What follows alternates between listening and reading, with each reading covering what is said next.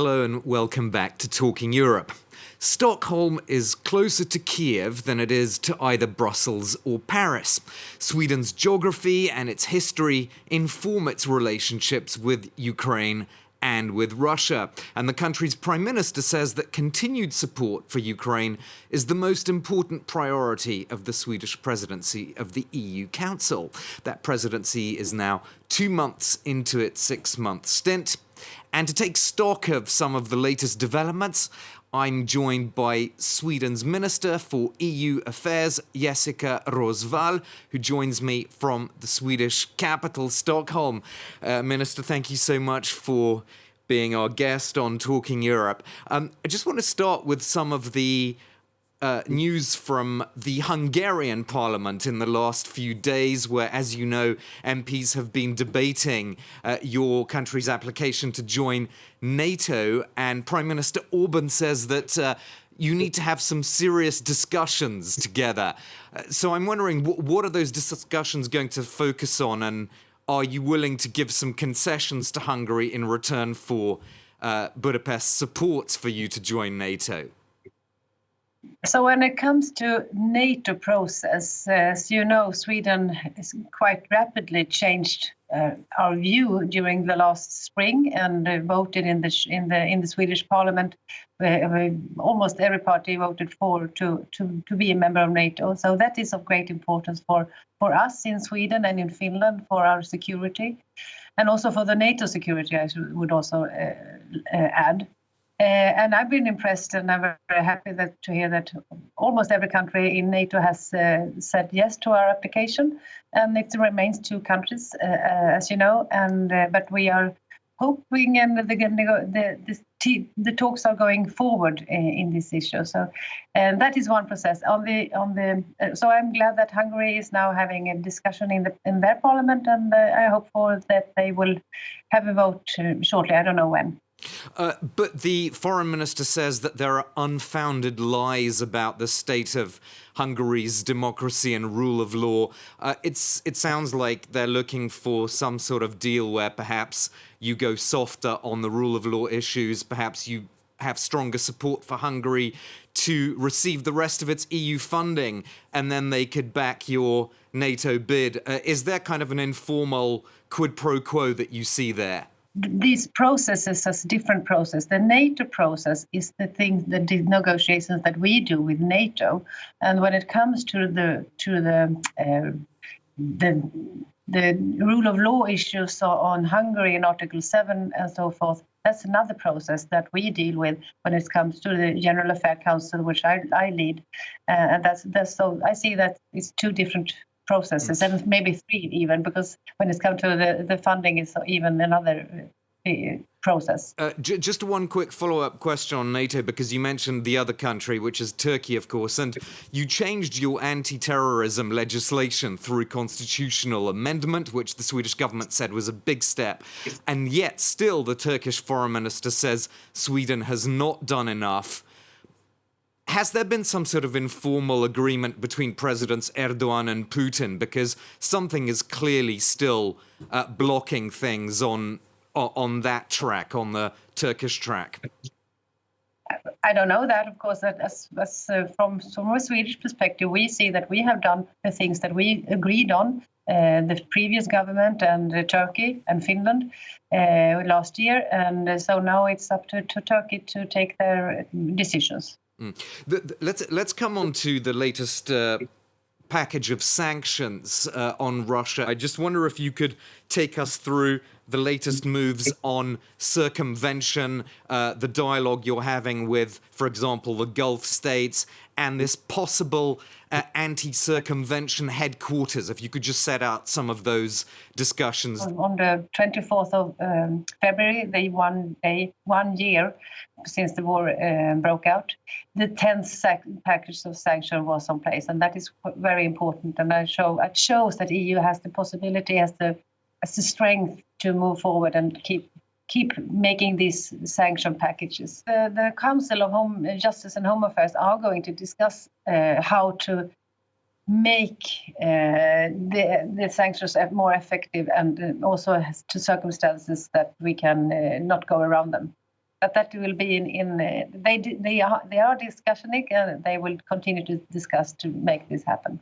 Let's talk about President von der Leyen's upcoming visit to Washington and Ottawa. Obviously, the EU does need unity on this question of subsidies, and yet a group of EU countries has just written to the Commission President and the Chief of the EU Council saying that a short-term response to the energy crisis could distort the level playing field. So they're clearly really concerned about equal access to supporting national European industries. This is a letter signed by Finland, the Netherlands, Ireland, several other countries. Are you really feeling a lack of EU unity on this question now, just ahead of that important visit to Washington? I think it's very important that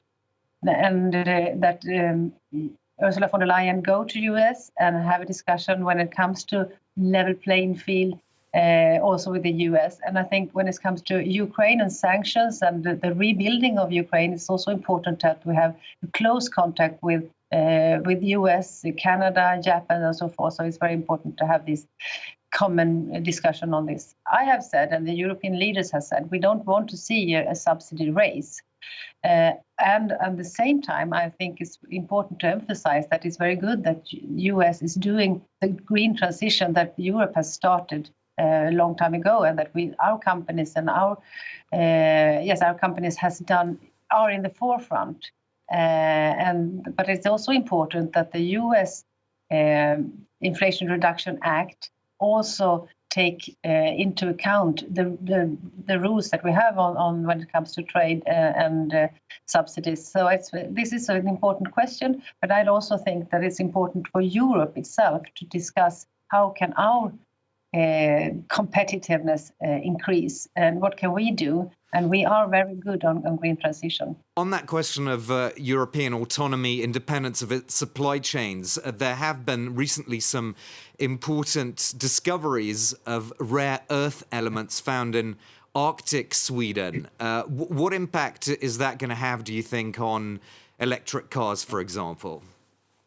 I think this is a really important question. If we want to really do the green transition and reach our goals, we need, and also at the same time not be dependent on one country. We need to look at our home and for example, as you pointed out, Sweden and has pointed out that we are in the north of Sweden have a lot of spots and mines that we have these rare materials that we are in so much need in to make this green transition and electricity change. So that is why I welcome the Commission's suggestion of the Raw Material Act, and I hope that this is one of the puzzles to make the Green Deal put in place. Jessika Roswall, a question about migration and asylum, because this was set out as one of the priorities of your presidency of the EU Council. But it seems that discussions are going somewhat slowly because this is such a thorny issue. And recently, criticisms have been made by non-profits such as Oxfam and Statewatch about what they called externalizing the EU's border security. So this is the idea of having perhaps processing centers just outside the EU's borders to decide who's an economic migrant and who's potentially an asylum seeker. Is there a move, do you feel, towards security, towards fences, a more hardline approach, rather than an emphasis on legal means of migration into the EU? So I should say that when the migration question has been a discussion for a very long time when it comes to the EU. And I think that at the moment, I think that there is a momentum to actually move things forward, and hopefully we will have a migration and asylum pact within this Commission's mandate period. And I think that's of great importance since we have the situation that we have, and we have not earlier managed to solve this. So I really hope that, and also my view when I heard the leaders when on the last European Council was that there is this urgency, and of course there's still differences of opinions, but still the goal is to reach an agreement and to move things forward. You think by the time that the European elections happen next year, is that your best estimate? I really hope so, because I think we have discussed this for so long time, and we also see these tragic things happening also around Europe, and this is of crucial importance to make a deal on this. But of course, it's about compromising from all sides, and I think there is this. I hope that the country sees this and that there is this momentum. We'll have to end it there. Thank you so much for your time, Sweden's Minister for EU Affairs, Jessika Roswall, joining me from Stockholm. And that's all for this edition of Talking Europe. I'll be back soon for another programme. Thanks for watching.